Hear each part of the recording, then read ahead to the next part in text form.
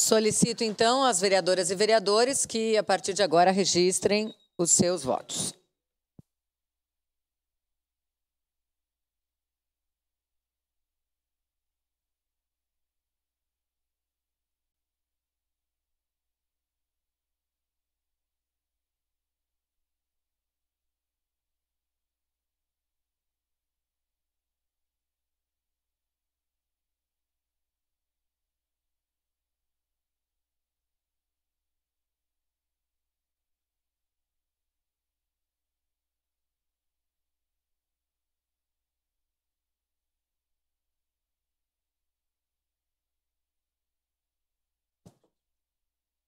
Encerrado o registro dos votos, encerrada a votação.